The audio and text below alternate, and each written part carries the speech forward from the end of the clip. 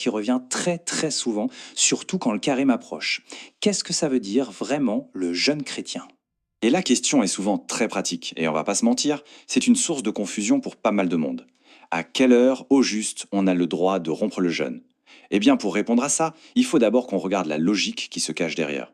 Pour bien comprendre, on va faire un petit pas de côté. On va comparer le jeûne chrétien avec une autre pratique de jeûne très connue. Ça va nous aider à voir ce qui le rend si particulier. La première chose à avoir en tête, c'est que le jeûne, on le retrouve dans plein de religions. C'est une pratique quasi universelle. Mais attention, le sens, les règles, la manière de faire, ça change radicalement d'une tradition à l'autre. Un jeûne n'est pas l'autre. Regardons ça de plus près.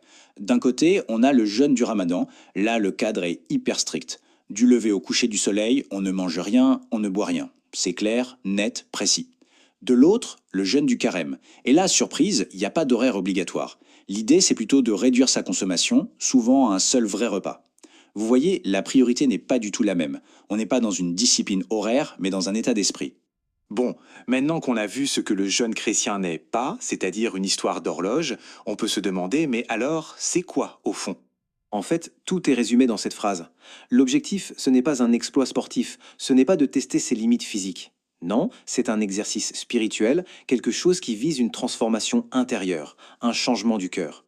Et donc, qu'est-ce que ça implique? Eh bien, ce jeûne est vu comme un acte de pénitence, un moment pour réfléchir. C'est aussi un chemin de conversion, une occasion de se réaligner. Et enfin, c'est une façon de s'unir plus intimement, plus profondément au Christ.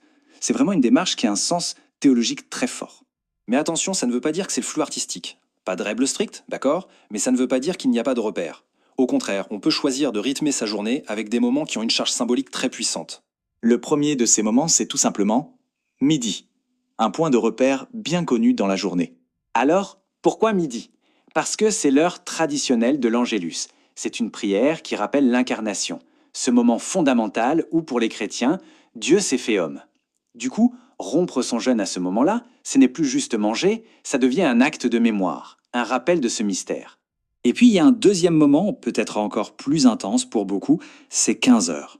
Là, on touche vraiment au cœur de la foi. 15 heures, c'est l'heure à laquelle on associe la mort du Christ sur la croix.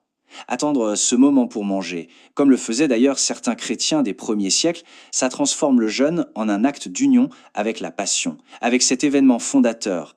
On voit bien où tout ça nous mène. On a exploré les différences, les buts, les symboles, et à chaque fois on revient au même point central. Voilà, cette phrase dit tout. Au bout du compte, que l'on mange à midi, à 15 heures ou à une autre heure, ce n'est pas ça qui compte le plus. Ce qui donne toute sa valeur à ce geste, c'est l'intention derrière. C'est l'amour, la sincérité avec laquelle on le fait. La vraie question n'est pas quand, mais pourquoi et avec quel cœur. On termine donc là-dessus avec une question qui est finalement beaucoup plus personnelle. Si l'heure est secondaire, alors la vraie interrogation, c'est celle-ci. Quelle est l'intention profonde qui va guider cette démarche? C'est une réflexion qui déplace complètement notre attention de l'horloge vers le cœur.